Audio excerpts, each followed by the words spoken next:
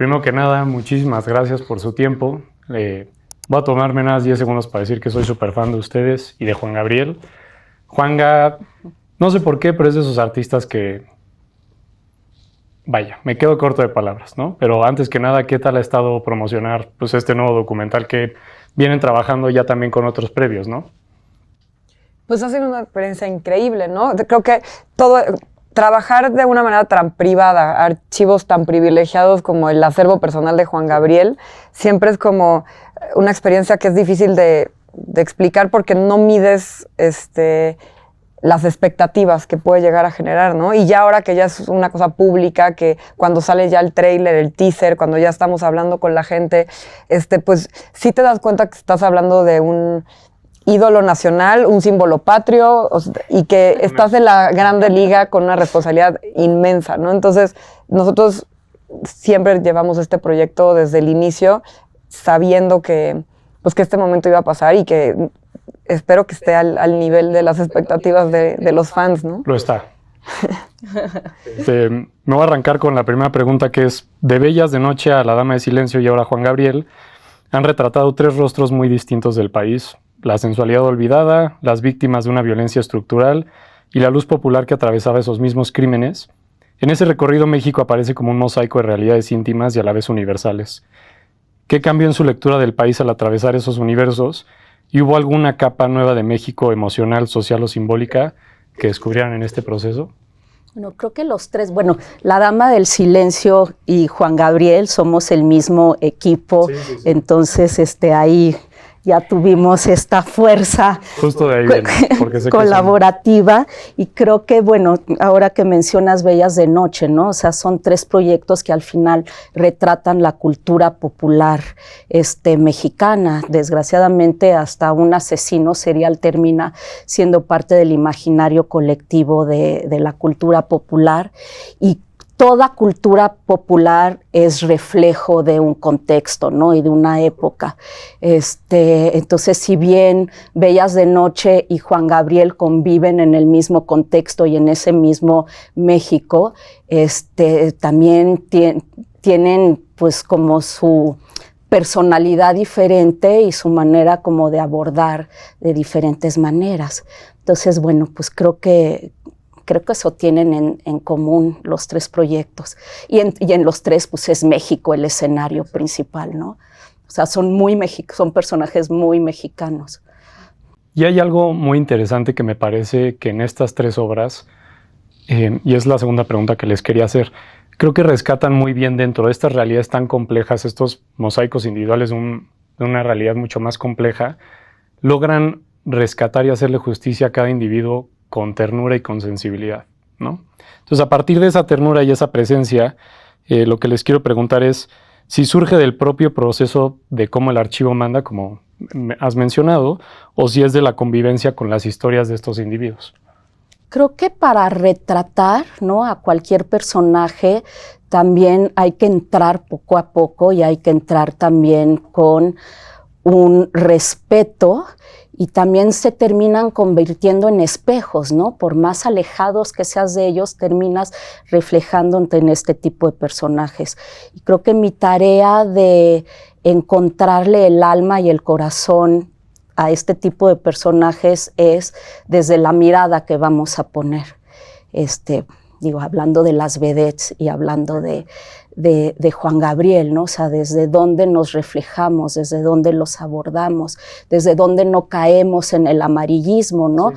Porque al final los personajes públicos de la cultura popular también son personajes que siempre están expuestos a esta línea muy delgada de desde dónde cuentas los escándalos, ¿no? Entonces, pues eso, ese es el acercamiento para ir descubriendo. Sí, y que Laura Ibón con Marisela Escobedo, también ganadora del Ariel, ¿no? A ustedes 3 les quería preguntar, Juan Gabriel era una persona que siempre tenía consciente esa mortalidad, y creo que hay individuos en este mundo que saben muy bien cómo contar el tiempo, incluso en Costumbres de Bellas Artes. Él menciona que se está haciendo un testimonio para cuando él ya no esté en este planeta, me lo sé de memoria. ¿Hubo algo particular cuando estaban revisando el archivo que dijeran, este cuate es muy peculiar, es un individuo único que también tenía muy claro, a ver, grababa comidas por 2 horas, ¿no? Sí. Eso es algo interesante. No sé si les había encontrado algo así. Sí, digo, yo creo que es un visionario de la preservación de la memoria, ¿no? Porque hizo esto en un México, bueno, en una época en la que no era tan común grabarse tan constantemente, ¿no? Ahorita tenemos teléfonos todo el tiempo grabándonos, como que es muy común que grabes selfies o lo que sea. Y en esa época era muy difícil, la gente no lo hacía porque requería una inversión de cassettes, porque necesitabas una cámara, porque era todo un protocolo poner una cámara a grabar, ¿no? Entonces creo que él fue muy consciente de ese registro de su propia historia y además de guardarlo, ¿no? Porque era como grabarlo y luego resguardarlo, y ahí estuvo durante décadas ese material esperando. Y definitivamente, porque esto no fue una época, una temporada, una fase, lo hizo toda su vida desde que fue posible para él tener una cámara. Entonces definitivamente era muy consciente del paso del tiempo, de la preservación de la memoria, y se alcanza a ver en los archivos. Tampoco les voy a spoilear nada, pero creo que sí podemos ver sus reflexiones del tiempo de una manera muy, muy personal. Y es un excelente, digamos, conecte para la pregunta que les iba a hacer, que es qué se gana y qué se pierde cuando la memoria pasa de esos soportes tangibles a la inmediatez del teléfono. O sea, cómo dialoga la huella material y la hipervisión digital, ¿no? Es que yo creo que eso lo hemos hablado bastante, que lo que hace especial de este archivo que recibimos es que era único en su momento, ¿no? Era muy difícil, es muy difícil tener un acervo personal de un artista de ese tamaño de esa época, ¿no? O sea, él filmó de los 70s hasta los 2000s, ¿no?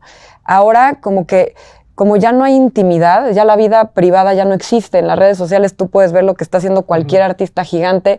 De hecho, de eso viven, ¿no? O sea, si tú no eres un artista que no está todo el tiempo publicando su vida privada en redes sociales, pues es muy difícil que vayas a triunfar, ¿no? Entonces, como que ya no se vuelve especial, ya que te importa, ya es un día más, ya se te olvida.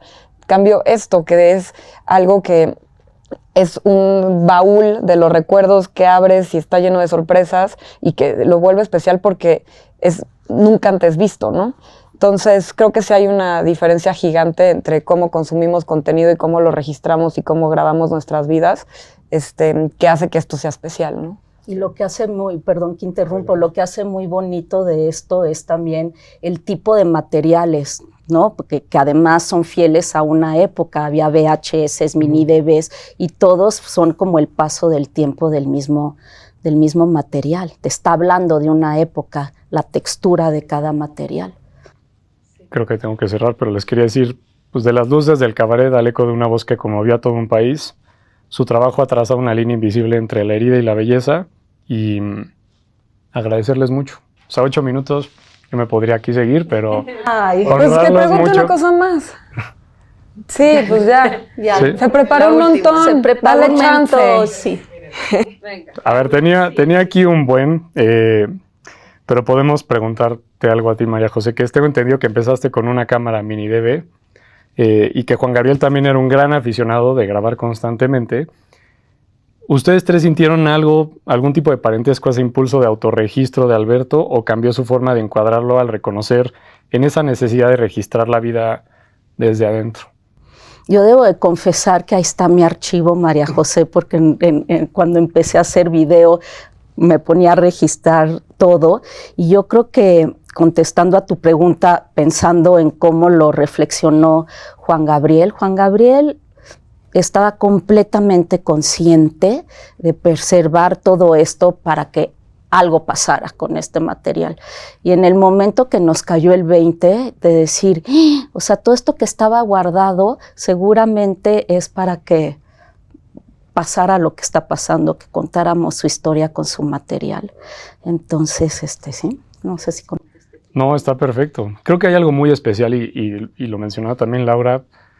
Al perder la intimidad ya no tenemos esa capacidad de, híjole, me acordé de esta cena con mi papá y hasta tengo el celuloide que entiendo también que el rollo tenía hongos, entonces imagínense eso, pues un celular con hongos creo que ya no es posible, no hay materia orgánica, pero vaya, felicitarlas de veras por el trabajo, me quedé picadísimo porque además sé que hay un audio con el que empieza el tercer capítulo que tú dijiste como, ¡pah! ¡Qué locura!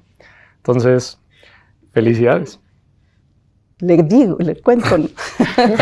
El tercer. Eso no se cuenta, no. No, está en el segundo, yo me equivoqué en esa entrevista. No pasa nada. Entonces ya lo viste, ese audio ya lo escuchaste. Entonces creo que me conmovió mucho, pero de veras agradecerles. Mi canal se trata de entender muy bien el contexto de cada quien para poder hacerle justicia al trabajo que ustedes hacen. Entonces son unas fregonas. Y hay algo muy curioso de Juan Gabriel. Yo creo que nadie más podría haber hecho este documental más que ustedes tres. Ella. No, el equipo, no, pues estamos las tres, Es o que sea, somos un gran equipo. el equipo también viene con las personas. Entonces, felicidades y un honor. Necesitábamos más tiempo, mucho gusto.